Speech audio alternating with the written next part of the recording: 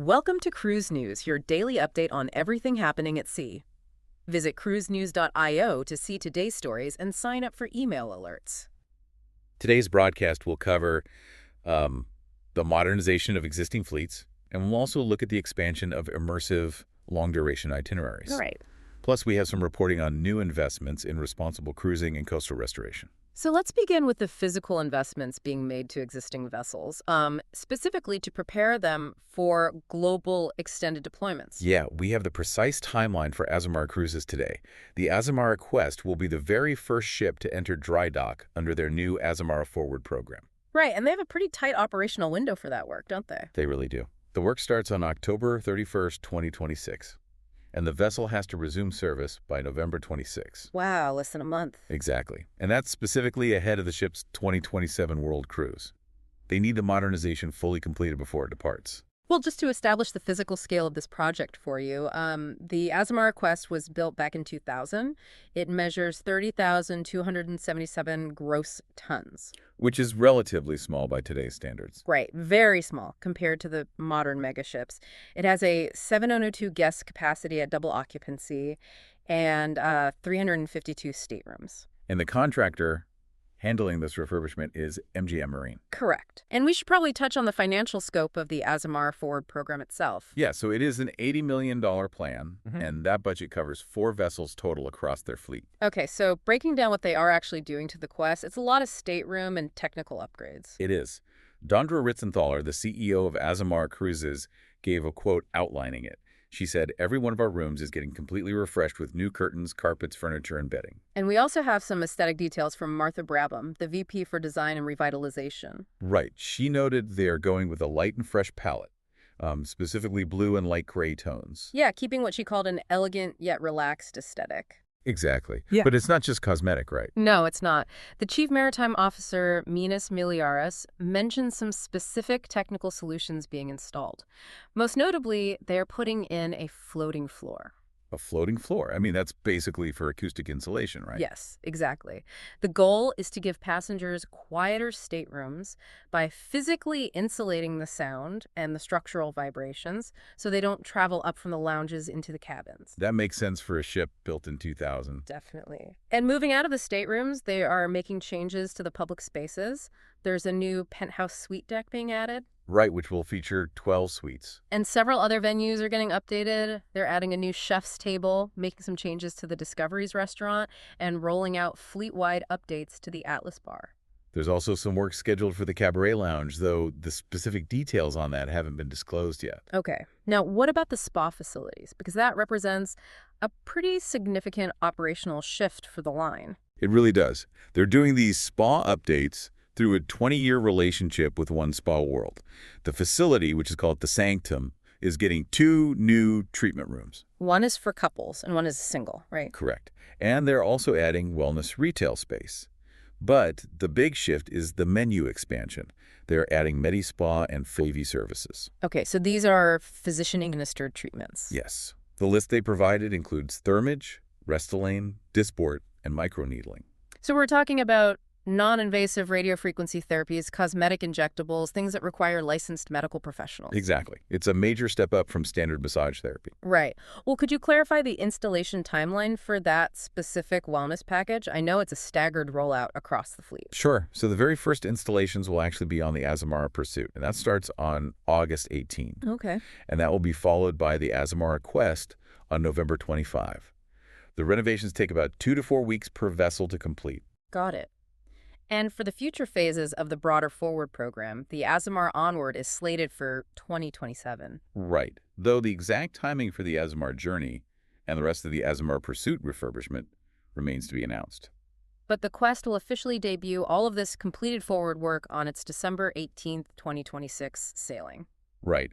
So that covers the investments being made into existing ships. But we want to seamlessly transition here to look at the strategic deployment of brand new expedition ships. Yeah, specifically looking at extended seasons, Atlas Ocean Voyages is adding 4 extended voyages to the inaugural season of the Atlas Adventurer. And they are calling these extraordinary exhibitions. Just to give you the basic specs, the Atlas Adventurer is a 400-guest expedition ship. And the timeline for these new extended routes runs from late 2028 through April 2029. Across Asia, Africa, and the Mediterranean. Right. So let's look at the actual itineraries. Well, most significant one is the Grand Odyssey Expedition. That one departs on November 30th, 2028.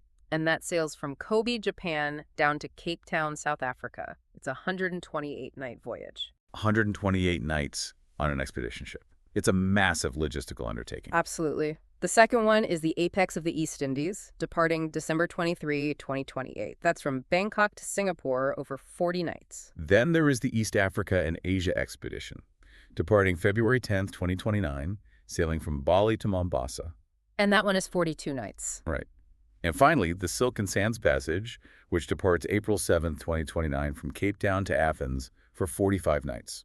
We have a quote regarding the strategy behind this from James A. Rodriguez, the president and CEO of Atlas. Right. He said, these journeys were created for travelers who believe that time is life's greatest luxury. And they're offering some pretty substantial guest benefits to support that. You get up to $4,500 in air credit per guest. Plus a complimentary one-night pre-expedition hotel stay, private transfers, laundry service, and unlimited Wi-Fi. Which, if you are on a ship for 128 nights, laundry and Wi-Fi are essentially mandatory logistics. Right, definitely. Also, standard voyages in this program include one exclusive shoreside experience.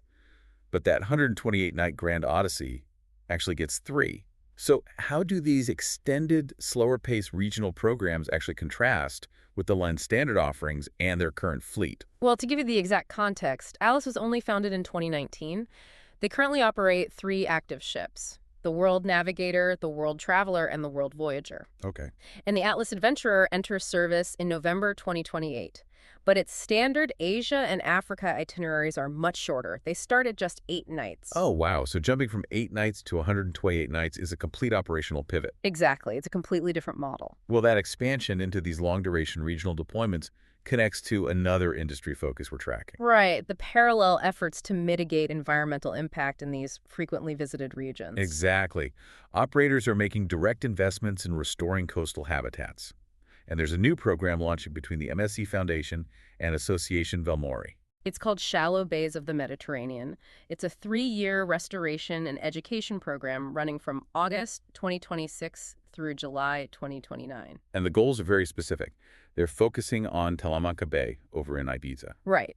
They are planning to plant 170,000 to 180,000 Posidonia oceanica seagrass plants to restore roughly 20,000 square meters of degraded coastal habitat.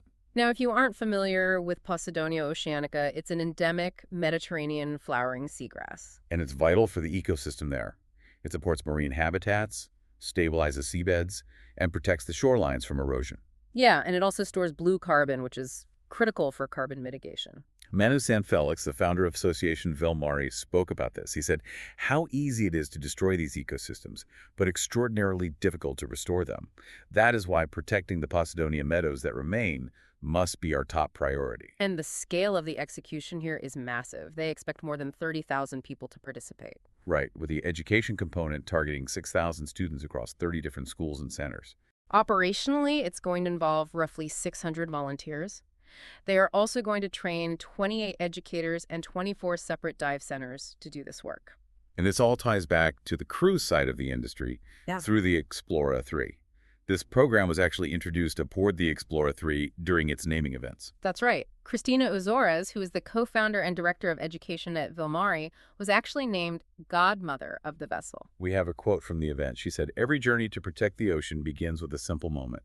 Slowing down, discovering its beauty, and falling in love with the sea." And Daniela Pico, the executive director of the MSC Foundation, noted that having Azores as godmother is a fitting symbol, bringing together the scientific expertise, the education, and the community participation. But looking at the scale of this, I do have to question the viability of expanding this project beyond the initial test site in Talamanca Bay. And what is the financial commitment here? Well, looking at the precise facts, expansion to Palma de Mallorca and the Barcelona coastline depends entirely on scientific validation first in Talamanca Bay. Okay, so it's strictly conditional. Yes, it relies on ecological feasibility, final site selection, and consultation with local stakeholders. And what about the budget?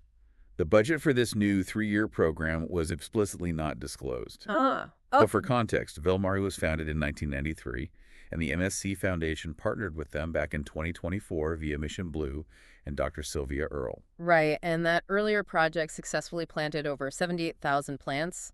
and restored 2,700 square meters in Formentera. So they do have a track record of executing on this. You do. So they are scaling up proven methodologies. Well, before we sign off, I want to offer a final professional consideration for you to monitor. Go ahead. It's really about observing how the industry balances these two distinct tracks we discussed today. On one hand, you have the rapid, multi-million-dollar modernization of existing fleets, like that $80 million Azamara program. But on the other hand, operators have to manage the operational demands and the ecological responsibilities of sailing newer ships on these extended 100-plus night itineraries. It's a complex allocation of capital and resources. It absolutely is.